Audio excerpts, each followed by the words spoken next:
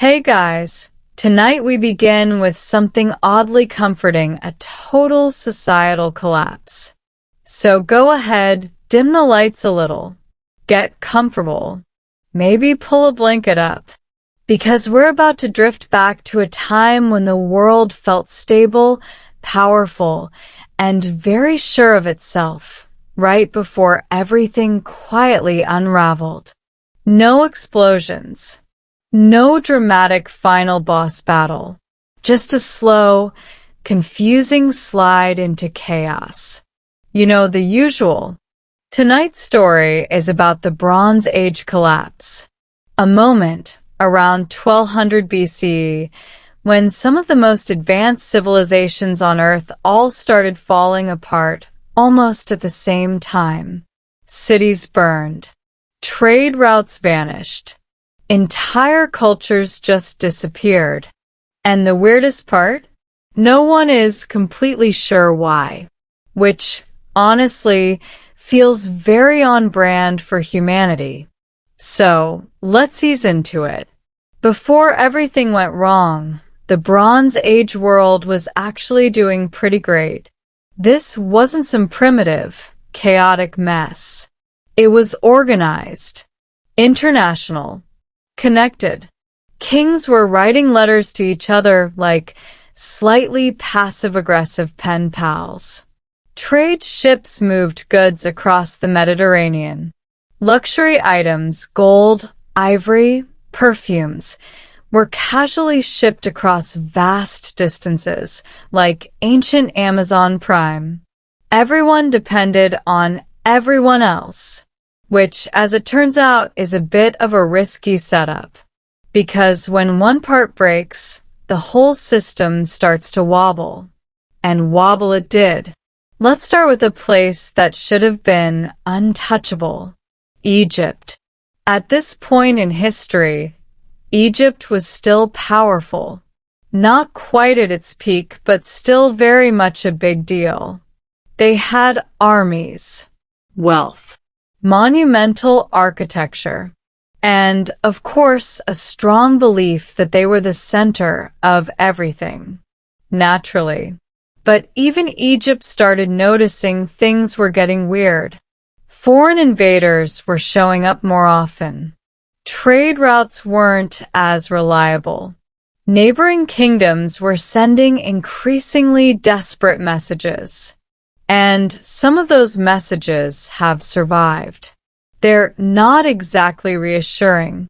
One ruler writes to another, basically saying, "Hey, everything is on fire. Please send help." Another message complains that shipments never arrived, which sounds small, but in a tightly connected system, missing shipments mean food shortages, economic trouble, and people getting, understandably, grumpy. It's like when your food delivery app says arriving soon and then just stops updating forever. Now imagine that, but for your entire civilization. Meanwhile, up north, things were also falling apart. The Hittites, one of the major powers of the time, had a large, organized empire. They controlled key trade routes and had a pretty solid military. And then they just sort of vanished. Their capital city was abandoned, burned, left behind. No dramatic final stand. No heroic last stand speech. Just gone. Which is deeply unsettling in a quiet kind of way. Let's float over to another royal disaster. In Mycenaean Greece, the palaces were the heart of everything. These weren't just homes for kings. They were administrative centers, storage hubs, economic engines. Basically, everything important happened there. So when the palaces started burning down, that was not ideal. Archaeologists have found layers of ash and destruction in multiple sites. Not one isolated incident. Not a single bad day. A pattern. which usually means something bigger is going on. But what? That's the question. Now, there's a popular idea you might have heard about, the so-called Sea Peoples.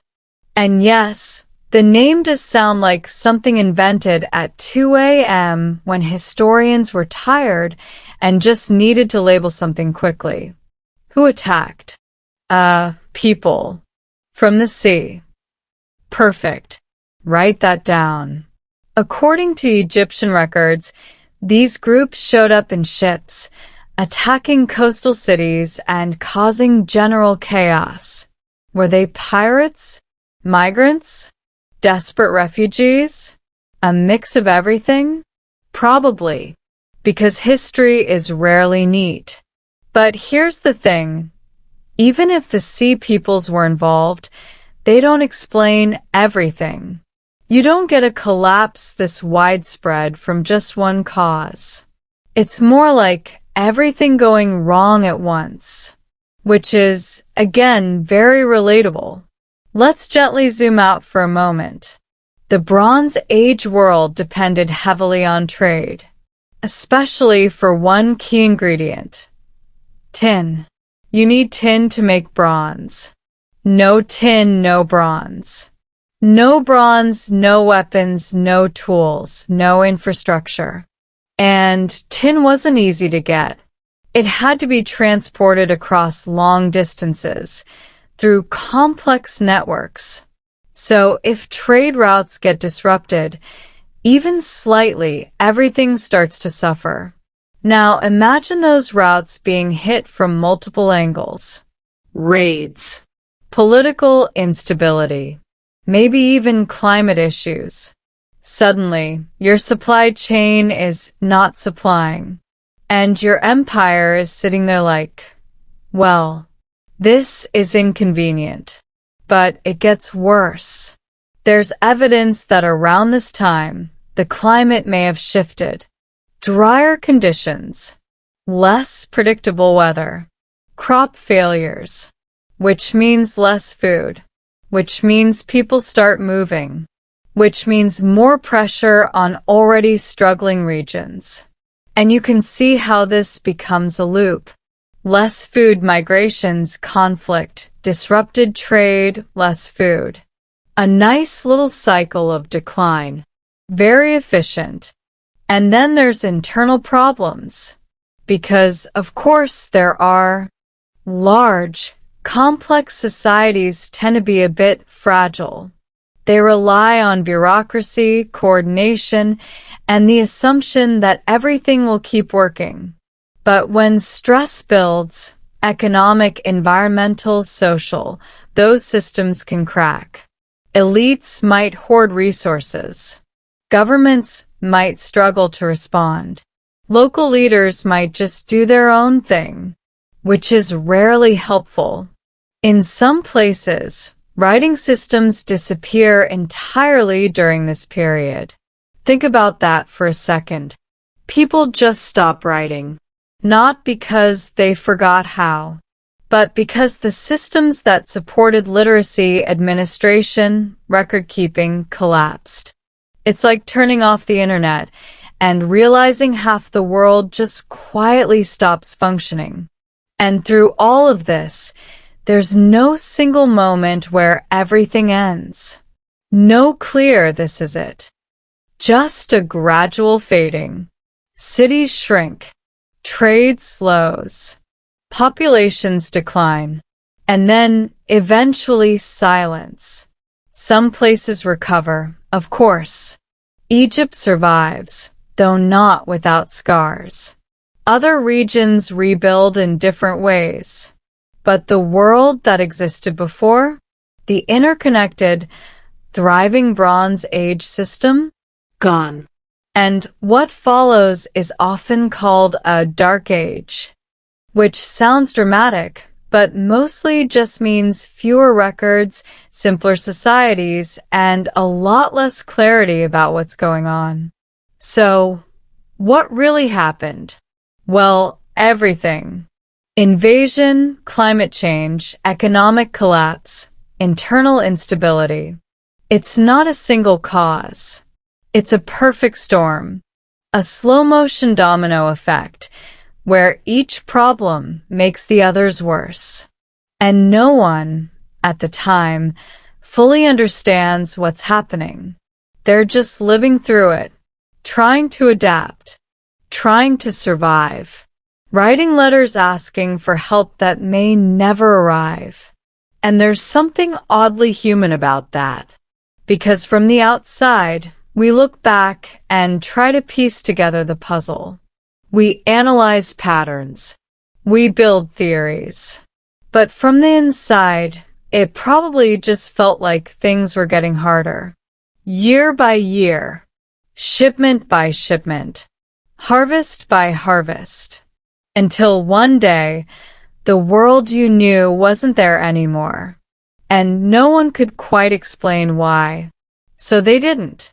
They just moved on, or tried to, and that's where we'll gently pause for tonight's first stretch.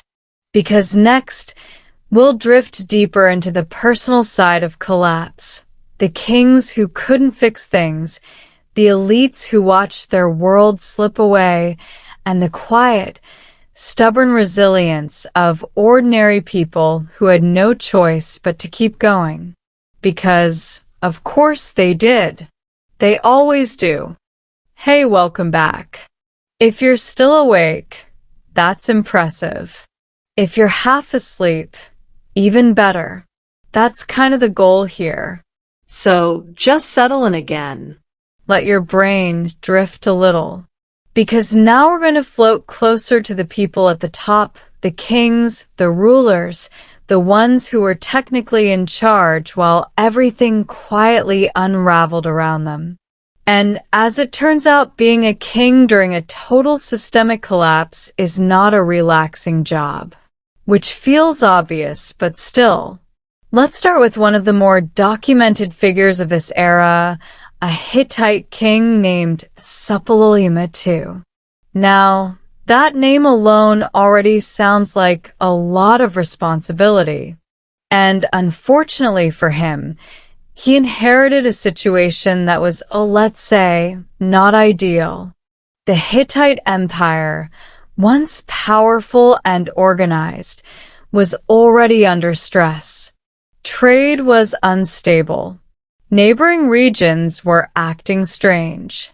And those mysterious sea-based troublemakers were becoming more active. And Suppiluliuma, too, basically had to deal with all of it at once.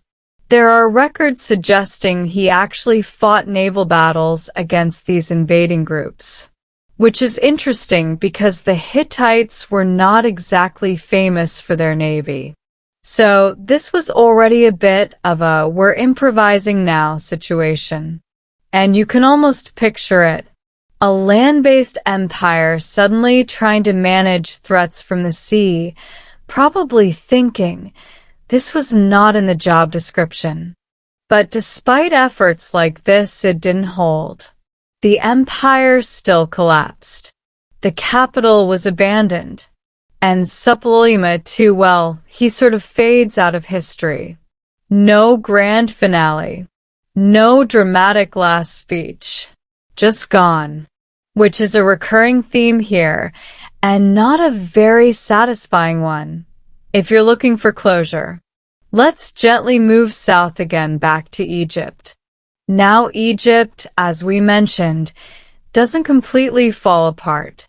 But that doesn't mean things were easy. Enter Ramesses III, a pharaoh who on paper looks like a strong, capable ruler. He led campaigns, defended Egypt's borders, fought off invasions, including those famous sea peoples. And to his credit, he actually won some of those battles, which is impressive, but also slightly misleading, because winning battles doesn't mean you're winning the bigger picture. It's like fixing a leak in your roof while the entire foundation of your house is slowly sinking. Good effort. Wrong scale. Ramesses III left behind inscriptions describing these victories. Big, confident, we totally handled it energy, which is exactly what you'd expect from a pharaoh. But behind the scenes, things were getting shaky.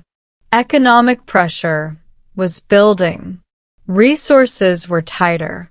Workers weren't getting paid properly. In fact, during his reign, we see one of the first recorded labor strikes in history. Yes. Even in ancient Egypt, people eventually said, "No, actually, we're not doing this anymore." The workers building royal tombs just stopped working because they weren't being fed. And honestly, fair enough.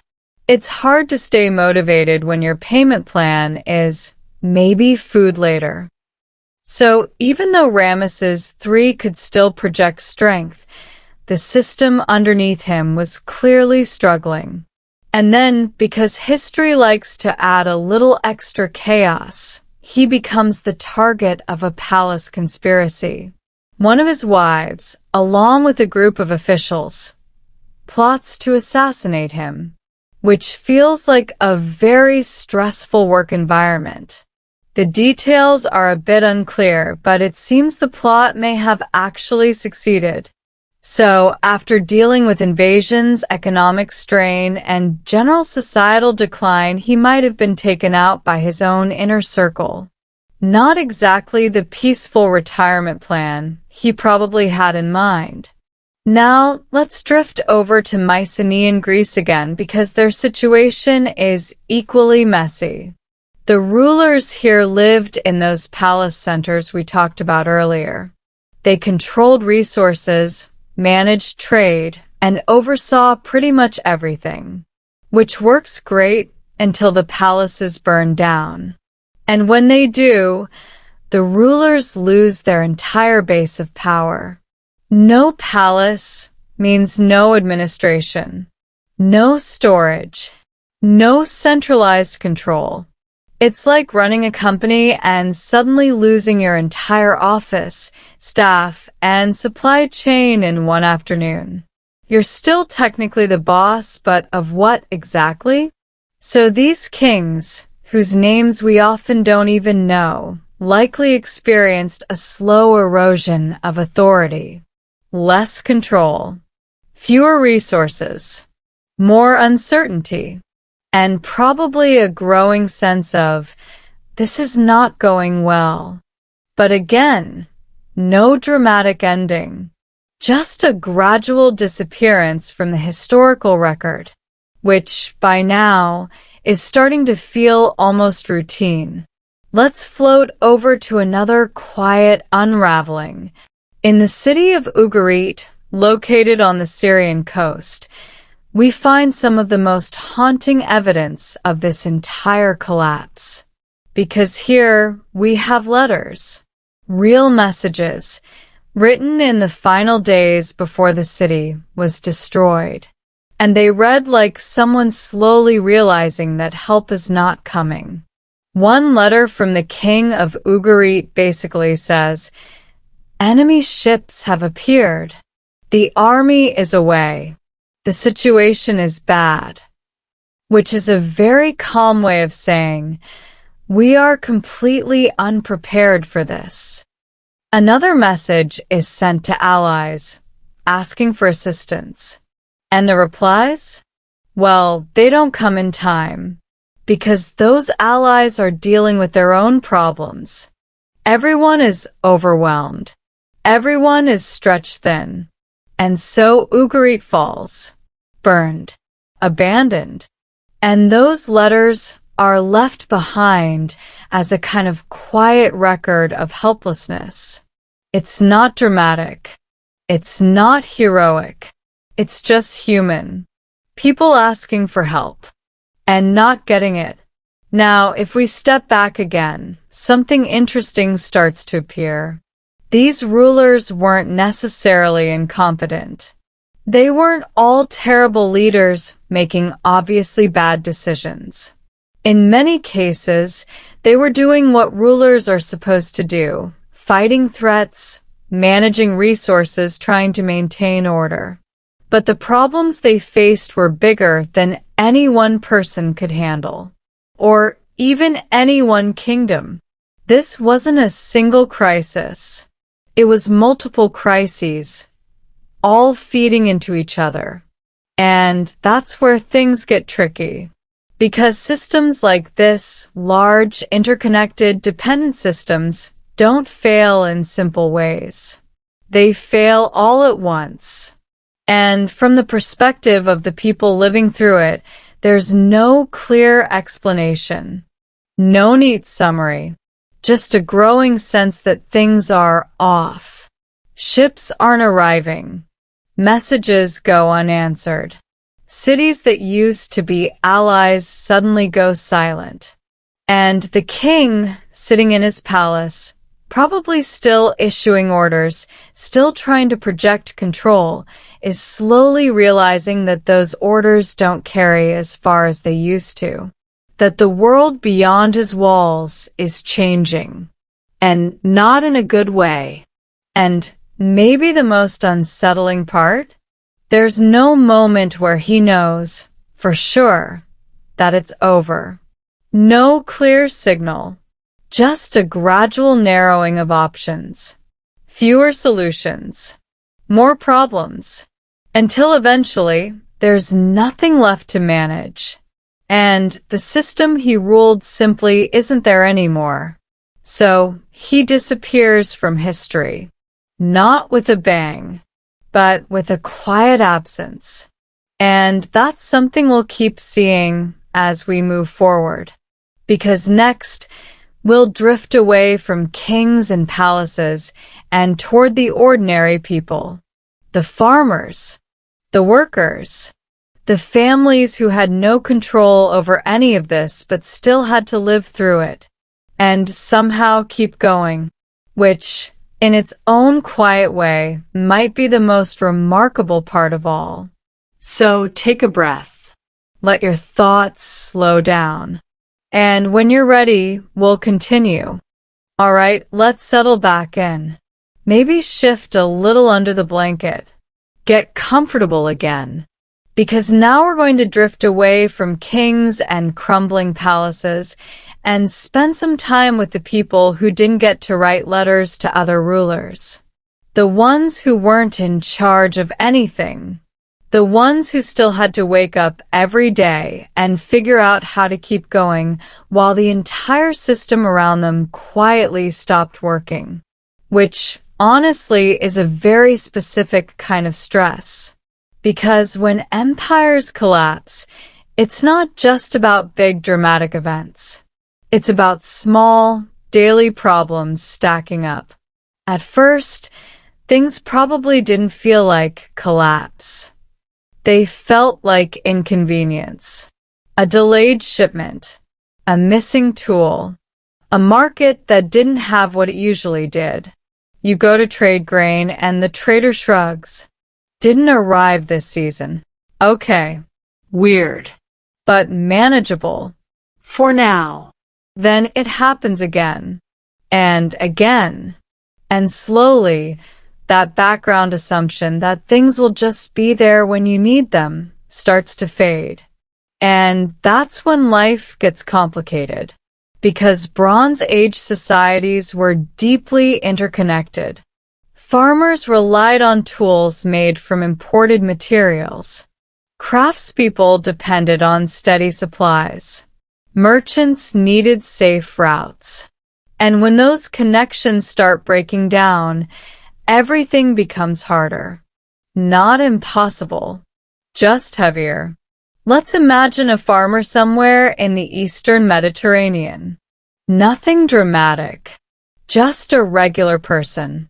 He wakes up early like always, checks his fields, hopes the weather holds. But lately, the weather's been off, a little drier than usual. Maybe the rains came late. Maybe they didn't come at all. And crops are sensitive like that. They don't negotiate. So yields drop. Not completely. Just enough to notice. which means less food to store, less to trade, less to fall back on if something goes wrong. And something always goes wrong. Now layer on top of that insecurity, because when food gets scarce, people move. And when people move, tensions rise. Maybe new groups arrive in the area. Maybe they're not invaders in the dramatic sense, just families looking for better conditions. But from the perspective of the locals, it's still pressure. More mouths, fewer resources. And suddenly, that quiet village life starts feeling a bit tense.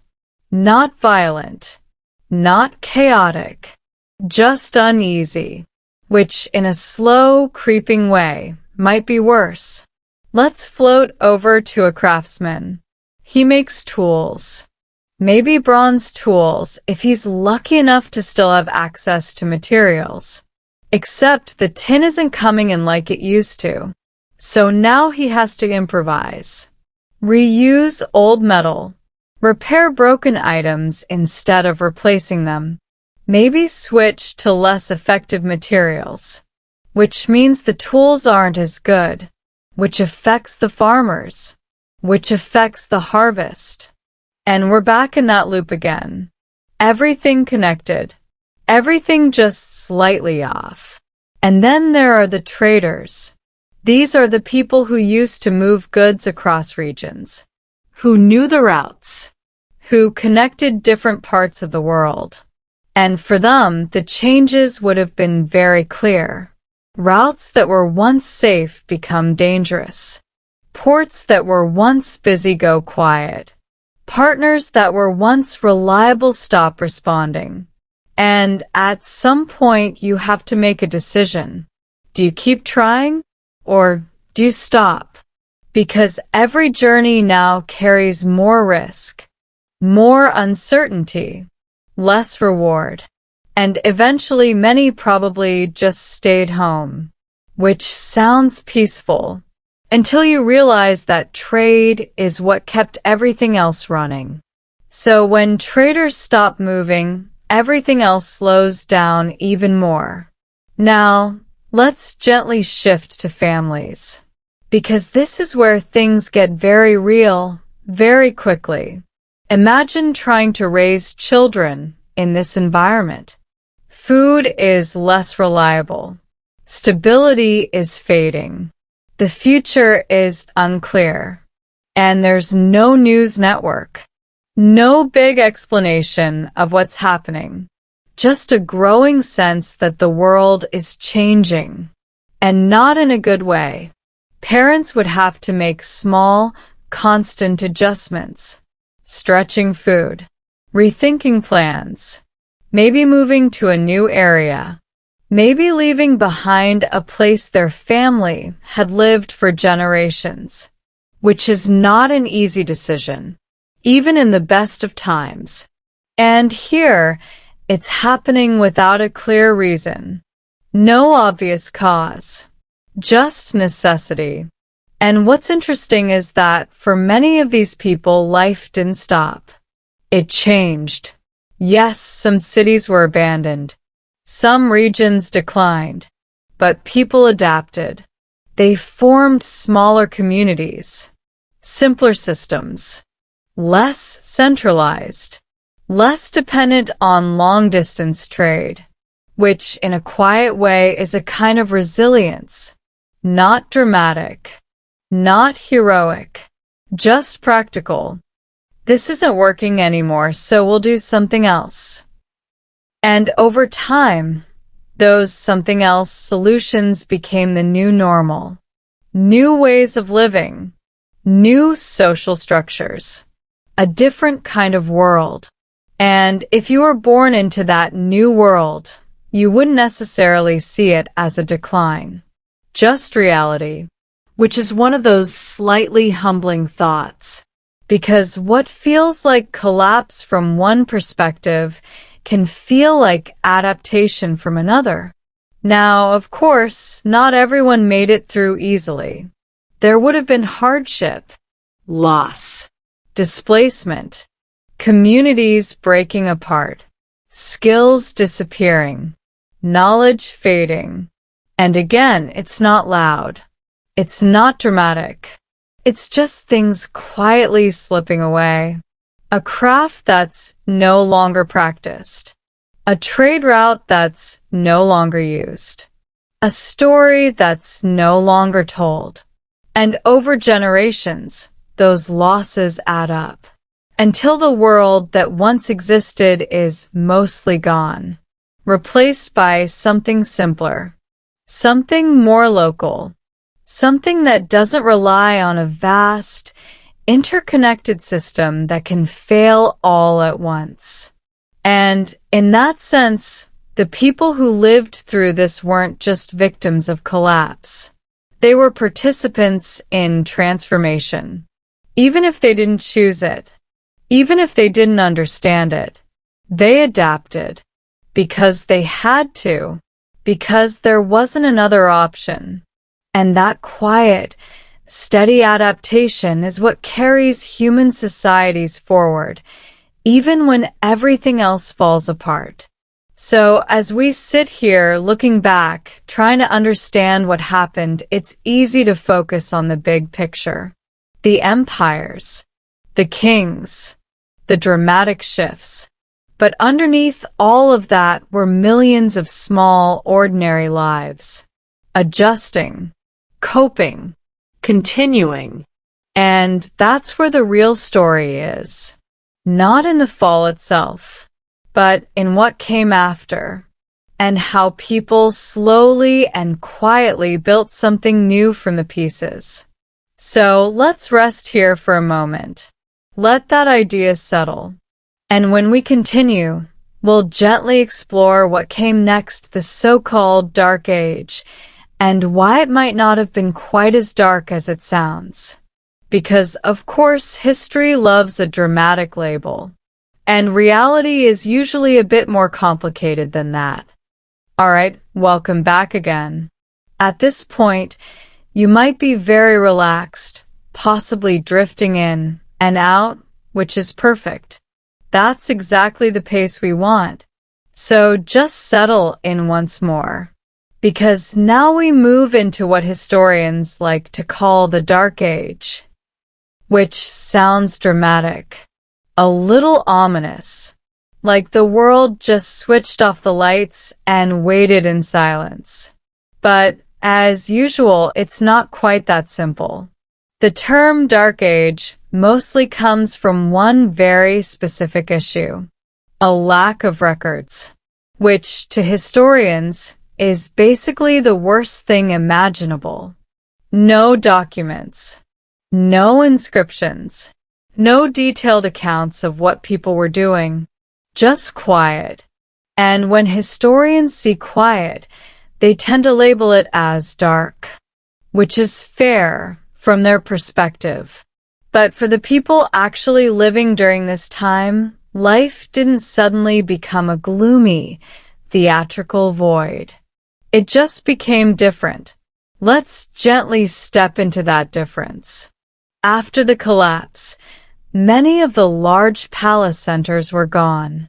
No more massive administrative hubs controlling everything. No more centralized storage of goods. No more long-distance coordination at the same scale, which sounds like a disaster, and in some ways it was. But it also meant that life became more local, more self-contained. Communities relied more on themselves and less on distant networks that might or might not function, which, if you think about it, is a bit more stable, less efficient, sure, but also less fragile. Because when you're not depending on a shipment from hundreds of miles away, you're less affected when that shipment doesn't arrive. So in place of large kingdoms and complex bureaucracies, we see smaller settlements, villages, local communities, people focusing on what they can grow, build, and manage directly. And there's something quietly grounding about that.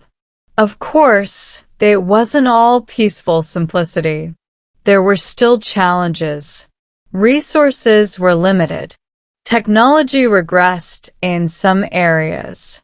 Writing systems disappeared in certain regions, which means knowledge wasn't being recorded the same way. And that's a big shift. Imagine a world where information isn't written down consistently, where stories, skills, and history are passed on verbally.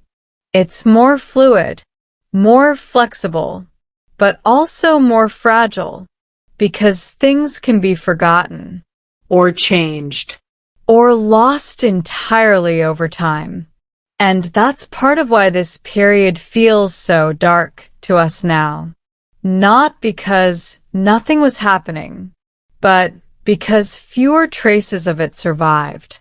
Let's float over to Greece for a moment, because this is where the contrast becomes especially interesting. After the fall of the Mycenaean palaces, Greece enters a period where population levels drop, settlements shrink, and long-distance trade becomes less common. On the surface, it looks like decline. And again, it is in certain ways. But it's also a period of quiet reset. Without the rigid palace systems, new social structures begin to form. Different kinds of leadership, different ways of organizing communities, less top-down control, more local variation. And over time, these changes lay the groundwork for something new, something that will eventually lead to the rise of the Greek city-states, which is a bit like tearing down a complicated machine and later building a different one from the pieces. Not immediately, not intentionally, but gradually. Now, let's drift back to daily life. Because even in this so-called dark age, people still had routines. They still farmed, cooked, raised families. They still told stories, sat around fires, looked up at the same night sky, and wondered about things.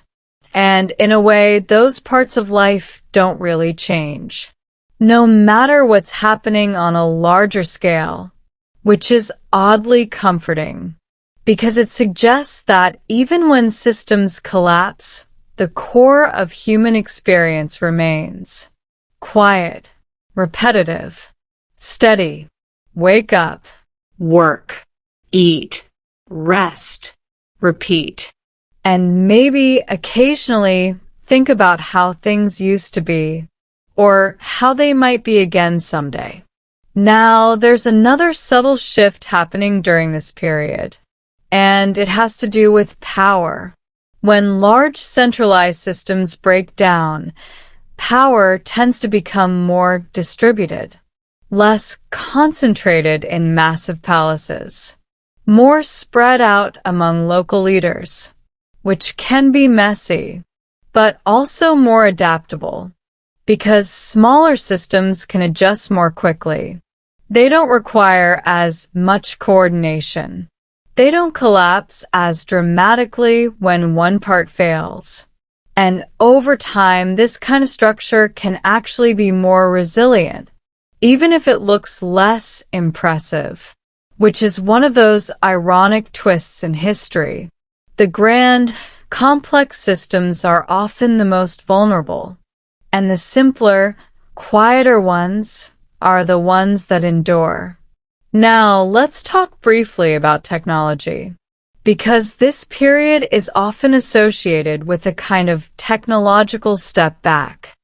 Bronze becomes less common, partly because of those disrupted trade routes we talked about earlier.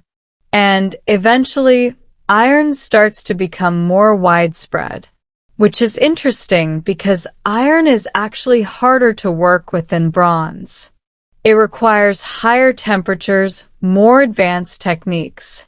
So, at first, it's not necessarily an improvement. It's just what's available. But over time, people adapt. they figure it out, and iron becomes the new standard, which leads to new tools, new weapons, new possibilities. So even within this period of decline, there are seeds of future development. Quiet, gradual progress. Not flashy, not immediate, just steady. And that's kind of the theme of this entire era. Nothing happens all at once. Everything shifts slowly, almost gently, from one state to another. And if you were living through it, you might not even notice the bigger pattern. You'd just be focused on your own life, your own challenges, your own small adjustments.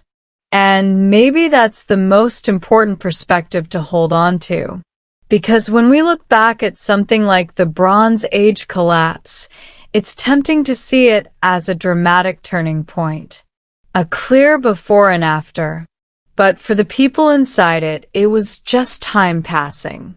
Years going by, things changing bit by bit, until eventually, the world they knew had become something else. And that something else became normal. So maybe Dark Age isn't quite the right term.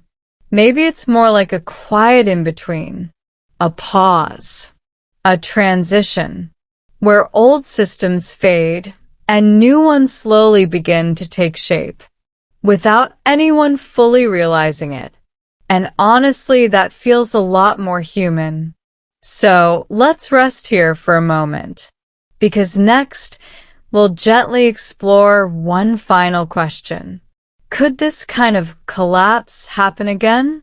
Not in the same way, not with the same details, but in that familiar pattern of complexity, connection, and quiet fragility, which, as you might expect, is a slightly uncomfortable thought.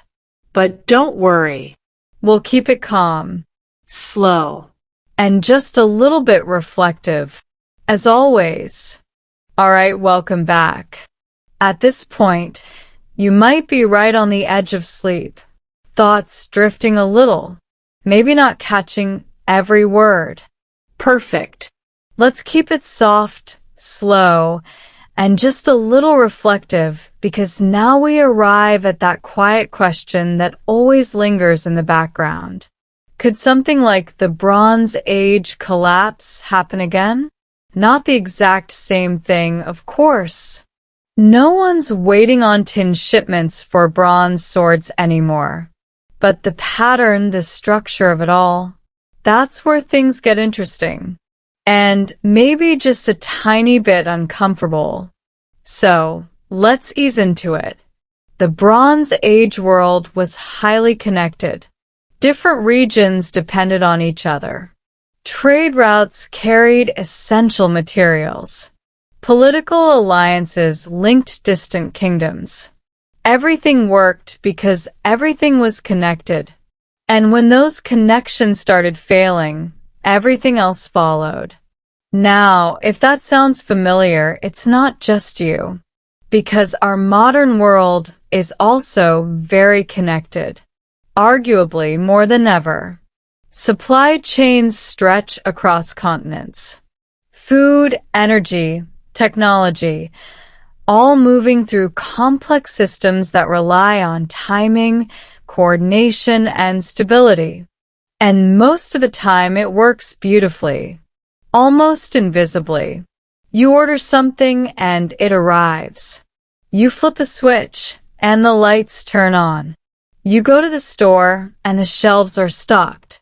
It feels normal, reliable, guaranteed, even. But that feeling is built on a system that is, in many ways, just as interdependent as the Bronze Age network, which means it also shares a certain fragility. Not in a dramatic, everything collapses tomorrow kind of way. More in a quiet, subtle sense that if enough things go wrong at once, the system could struggle, because complexity is powerful. but it's also sensitive. And that's something the Bronze Age collapse reminds us of in a very calm, almost understated way. It's not about fear. It's about awareness. Let's think about how that ancient collapse actually happened. It wasn't one single cause. It was multiple pressures all building at the same time. Environmental stress, economic disruption, migration, conflict, internal instability, each one manageable on its own, but together, a bit overwhelming. And maybe that's the key idea. Not that any one problem will cause everything to fall apart, but that many small problems happening together can create a situation that's hard to control, even for powerful systems, even for confident leaders, even for societies that seem stable. And again, this isn't something to panic about. It's just a pattern, one that shows up in different forms throughout history. Now, here's where things get a little more comforting, because we are not the Bronze Age world. We have different technologies, different systems, different ways of responding to challenges. We can communicate instantly across the globe, share information, coordinate responses, which gives us advantages they didn't have. But at the same time, we're still human. We still build systems that depend on cooperation, stability, and a certain level of predictability. We still assume that things will keep working because they usually do, and we still tend to notice problems only when they become inconvenient, which, again, feels very relatable. So maybe the lesson here isn't that collapse is inevitable, or that history is doomed to repeat itself in the same way. It's more subtle than that. It's about understanding how systems behave, how they respond to stress, how they can bend or break depending on how those stresses are managed, and how sometimes the most important changes happen quietly, without clear warning, without a single dramatic moment, just a gradual shift, a slow adjustment, until one day things feel different, and you're not entirely sure when that change began. Now, let's bring it back to something a little more grounded, because while large systems can be fragile, people, individually, are often surprisingly adaptable. Just like those farmers, craftsmen, and families we talked about earlier. When things change, people adjust. They find new ways of doing things, new routines, new structures. Not always easily, not always comfortably, but steadily. And that's the part of the story that often gets overlooked. The quiet resilience, the ability to keep going, even when the larger system is shifting. And maybe that's the most reassuring takeaway. Because while civilizations can rise and fall, human adaptability tends to persist in small actions, in daily choices, in the simple decision to continue, which doesn't sound dramatic, but it's actually quite powerful. So as we gently come to the end of this long, slow journey, let's just sit with that idea for a moment. The Bronze Age collapse wasn't just a story of failure. It was also a story of transition, of systems ending and others beginning, of people adjusting quietly to a new reality. And in that sense, it's not entirely distant from us, not something sealed off in the past, but part of a broader pattern of how human societies evolve. slowly, unevenly, sometimes a little messily, and often without fully understanding what's happening in the moment. So tonight, as you drift off, you can leave with a simple thought that even when things feel complex, interconnected, maybe a little uncertain, there's a kind of quiet continuity underneath it all. People living their lives, Adapting. moving forward, one small step at a time. And somehow, that's enough.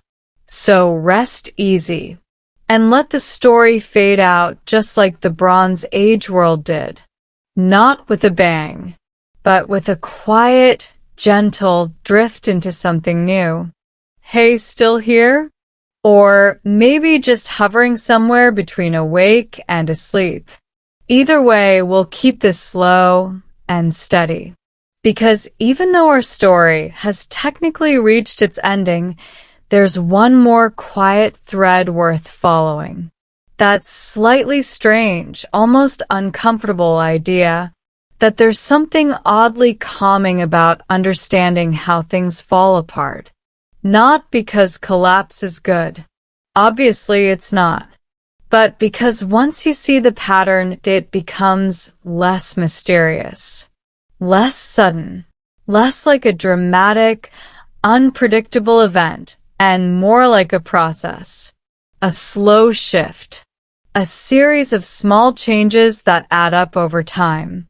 And that, in a quiet way, makes it feel understandable.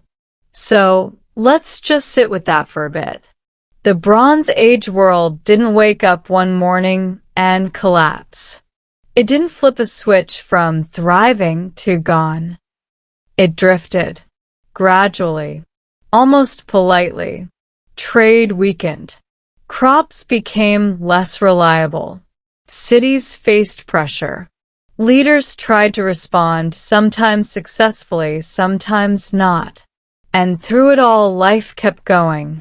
Until eventually, the system that once held everything together simply wasn't there anymore. And something else took its place. Not better. Not worse. Just different. And maybe that's the part that lingers. Because we tend to think of history in clear categories. Rise. Peak. Fall. Nice and tidy. But real life is rarely that clean. It's more like overlapping phases. Things fading while other things begin. Old systems lingering in the background while new ones slowly take shape. And if you're living through it, you don't see the labels. You don't know you're in a collapse or a transition or a dark age. You're just living, dealing with whatever the day brings.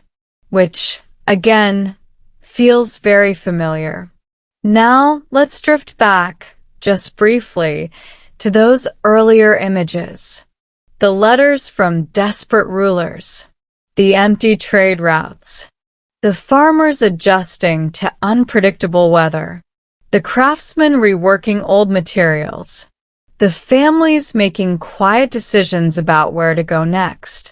None of them thought, "Ah, yes, this is the Bronze Age collapse." They thought, "This year is harder than last year." And then, "This year is harder than the one before." And then, eventually, "This is just how things are now." And that shift from temporary difficulty to accepted reality is where real change happens. Not in a single moment, but in a gradual adjustment of expectations. And there's something deeply human about that, because we're very good at adapting to new normals, even when they arrive slowly, even when they're not what we would have chosen. We adjust, we recalibrate, we keep going. And that's true whether you're a farmer in 1200 BC or someone lying in bed right now listening to a story about it. Different details. Same underlying rhythm. Now, there's one more quiet irony in all of this. The Bronze Age collapse, for all its disruption, eventually made space for new developments, new cultures, new technologies, new ways of organizing society. Things that wouldn't have emerged in quite the same way if the old systems had remained intact. Which is not to say collapse is necessary for progress, but it does show that endings often create room for beginnings. Even if those beginnings are slow, even if they're hard to see at first, and even if at the time they don't feel like beginnings at all, just survival. And maybe that's where we gently land tonight. Not on a dramatic conclusion, not on a big, sweeping lesson, just on a quiet observation that history moves in cycles and shifts, that complexity brings both strength and vulnerability, and that people, ordinary, everyday people, are remarkably good at continuing, even when the larger picture is unclear. So as you rest and let this story fade into the background, you can leave with that simple, steady idea that even when systems change, even when structures fall away, life doesn't stop. It softens. It reshapes.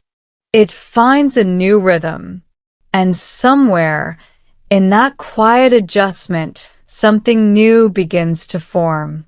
Slowly, almost invisibly, until one day it feels like it's always been there.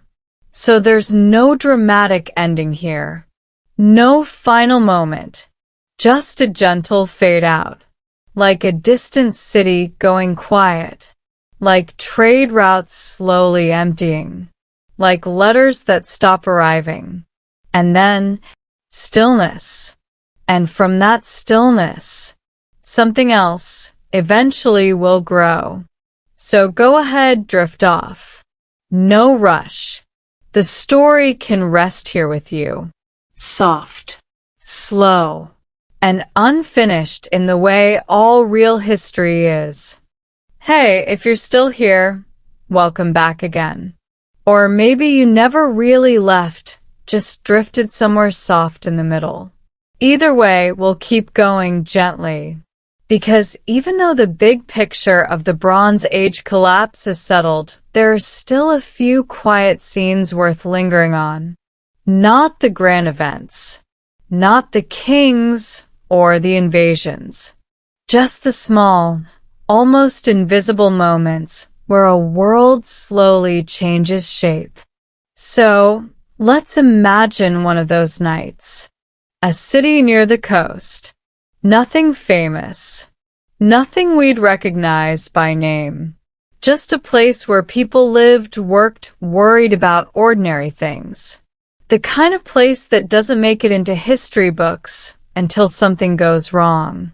And on this night, something does. Not suddenly. Not with alarms or shouting. Just a subtle sense that things are not as they should be. Maybe there were rumors earlier in the day. Ships seen in the distance. Or maybe not even that. Maybe it was just quiet. Too quiet. Which, as humans, we're very good at noticing. Because normal life has a rhythm. Sounds. Movement. Activity. And when that rhythm shifts even slightly, it feels strange. So people go to sleep with that feeling in the background. Not fear. Just unease. And sometime during the night, the quiet breaks. We don't need to imagine it loudly. No dramatic chaos. Just disruption. Fire, perhaps. Movement. Confusion. The kind of moment where people wake up and realize this is not a normal night. And from there, everything changes. Not just for that city, but for the people in it.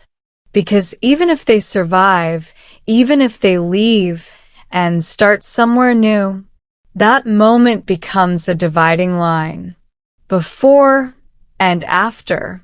And yet, even here, there's no grand narrative, no sense of this is the end of an era. Just individuals reacting in real time, trying to gather what they can, trying to find safety, trying to understand what's happening, and most of all, trying to continue.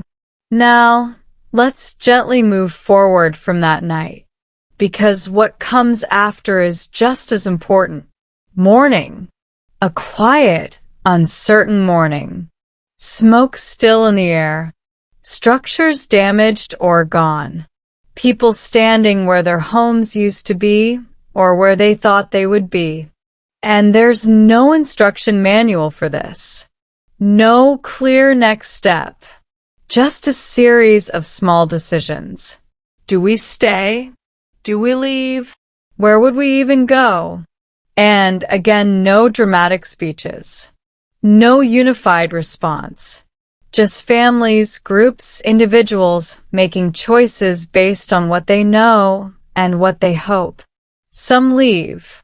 Some stay. Some try to rebuild. Some don't. And over time, those choices shape what happens next. Not in a planned way. Not in a coordinated effort. Just organically. Which is how most of history actually unfolds. Now, let's drift to another scene. A few years later, maybe even a generation later, a smaller settlement, simpler, less connected to the wider world, but still alive.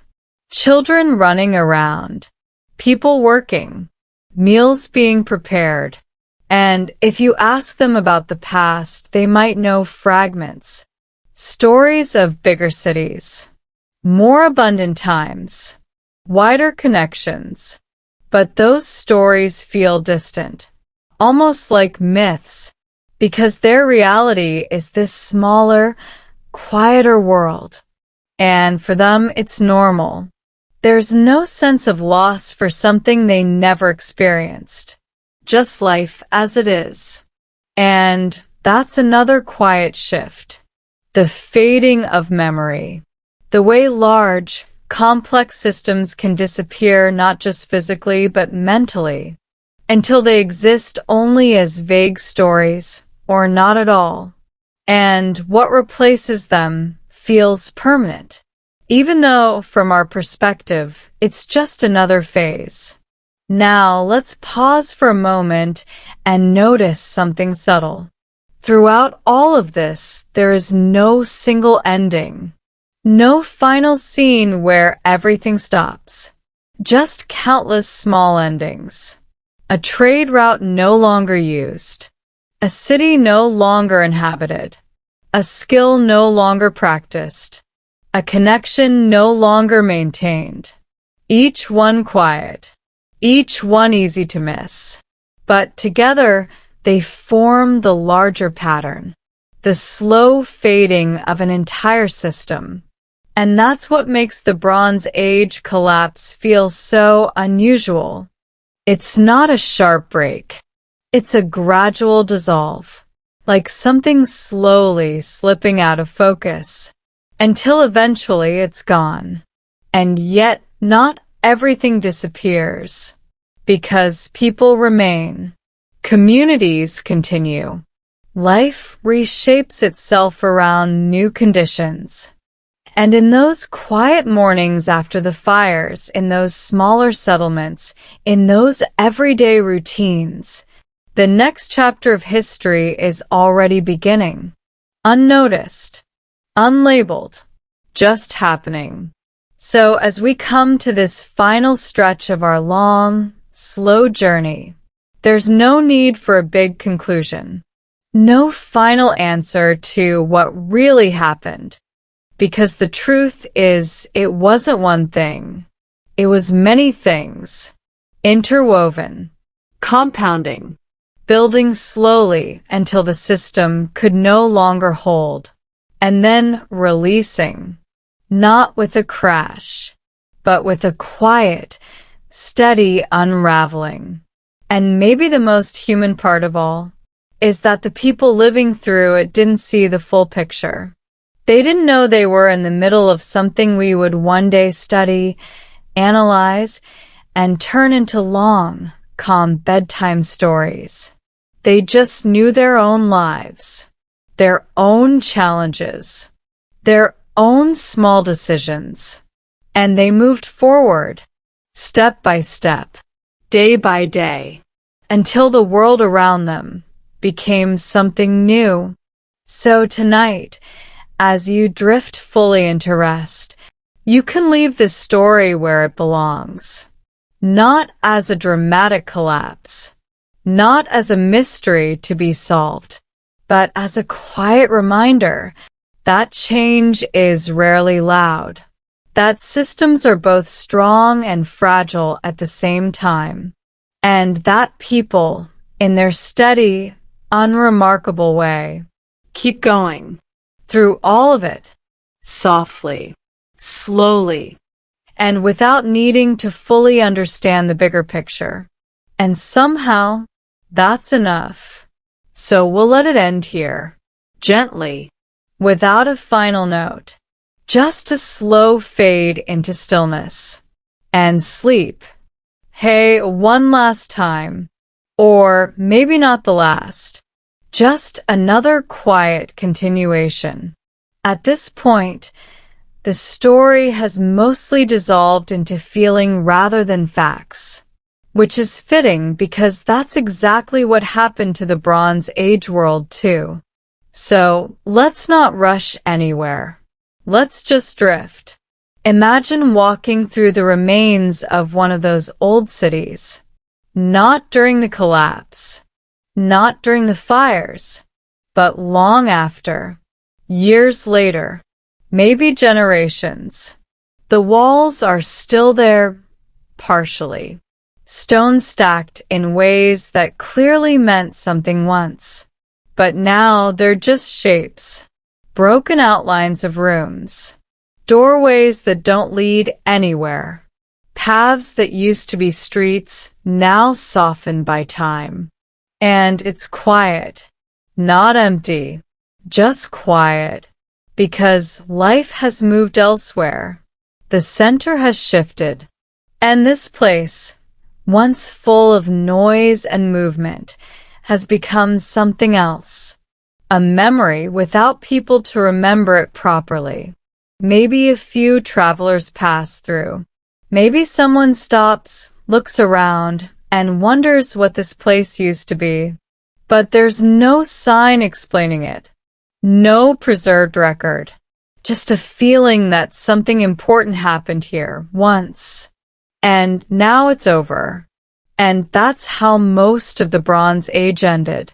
Not with a clear boundary, but with spaces like this. Gradually abandoned, gradually forgotten. Let's sit in that image for a moment, because it's strangely peaceful, not tragic, not dramatic, just still. Now, somewhere not too far away, there's another place, not ruins. A small, active settlement, simple homes, basic tools, people going about their day. And if you compare the two, the old city and the new village, it might feel like a step backward. Less impressive, less organized, less grand, but also less dependent, less fragile. Because this new place doesn't rely on distant trade networks or complex administration. It functions on what it has, what it can grow, build, and manage locally. And that simplicity carries its own kind of strength. Quiet, steady, and grounded. Now imagine a child growing up in that village. They've never seen the old cities in their full form. They've never experienced the wide networks of the Bronze Age. For them, this smaller world is normal, complete, And if they ever hear stories of the past, of larger cities, distant lands, abundant trade, it might sound almost unreal, like a story told around a fire, something distant and slightly exaggerated. And that's how entire eras fade, not just physically, but in perception. What was once real becomes story. What was once ordinary becomes legend. And eventually, even those stories fade, leaving only fragments. Now, here's something quietly interesting. Those ruins, the ones we imagine walking through, they don't disappear completely. They remain, layered beneath the surface, waiting.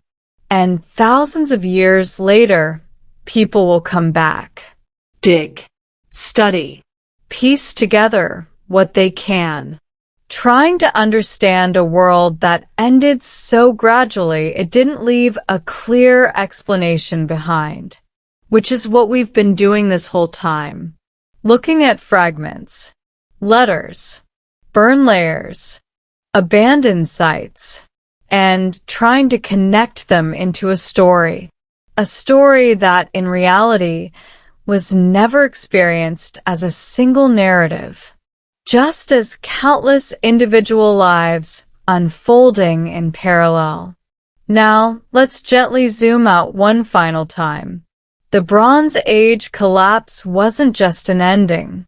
It was a transformation, a shift from one kind of world to another, from highly connected, centralized systems to smaller, more localized ways of living, from complexity to simplicity, not by choice, but by necessity. And over time, that new simplicity would grow, evolve, eventually giving rise to new cultures, new ideas, new forms of organization. The next chapters of history. But those chapters don't begin with a dramatic opening.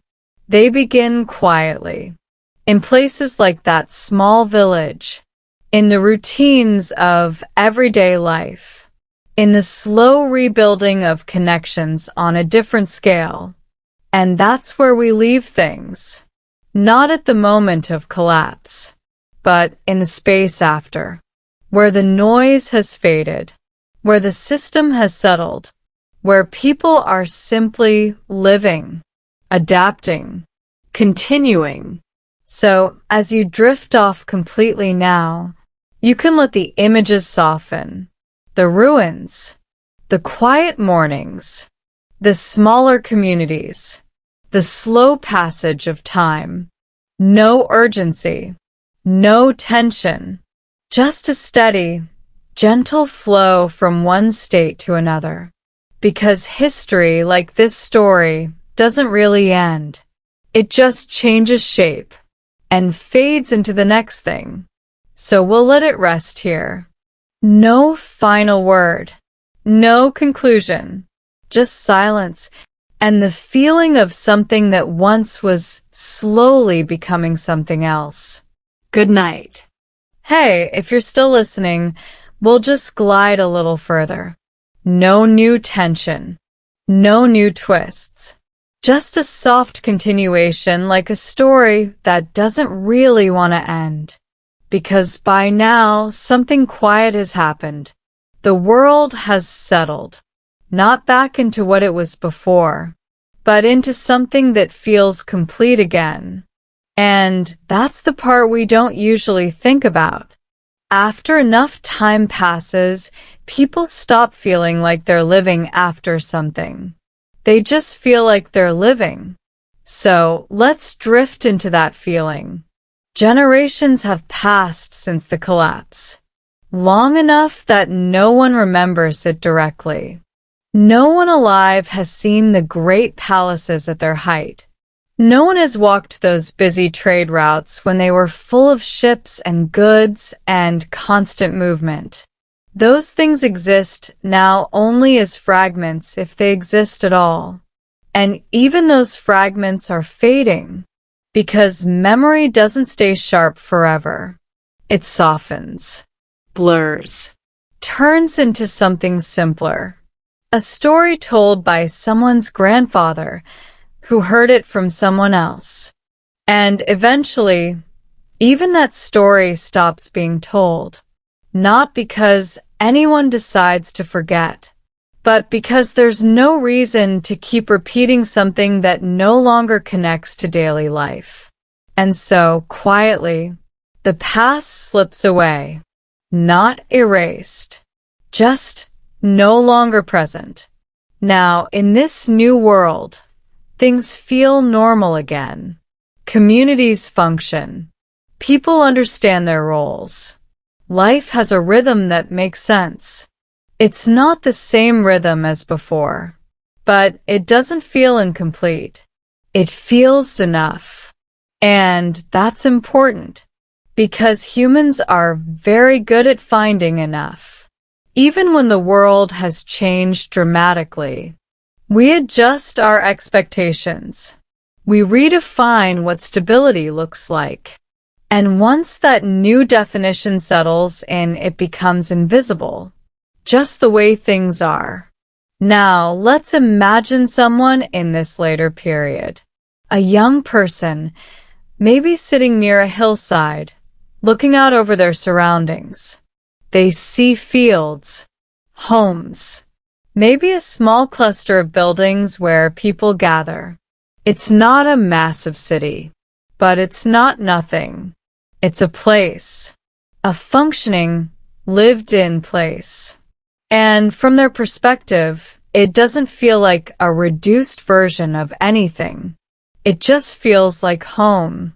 There's no sense of loss, no awareness that centuries earlier, the world was structured differently.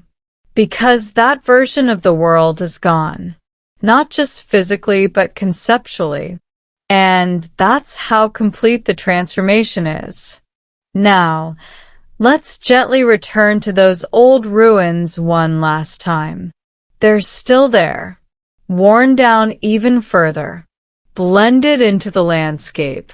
Maybe stones have been taken from them, reused in newer buildings, which is a very practical thing to do. Why let good material go to waste? And in that process, the past quite literally becomes part of the present. Not preserved, not honored in a grand way, just incorporated, absorbed, which feels very human. We don't always keep things intact. Sometimes we repurpose them, fold them into something new, and move forward. Now, if someone in this later time walks past what remains of those ruins, they might not even recognize them as anything special. Just old stones. Maybe with a vague sense that they're older than everything else around them. But without context, without records, without a clear story, they're just part of the environment. And that's how entire civilizations can fade. Not in a dramatic collapse, but in a slow transition where the memory of what once was becomes unnecessary. Now let's zoom out very gently from that one person to the whole landscape. A patchwork of small communities, local connections, simple systems that work because they don't try to do too much.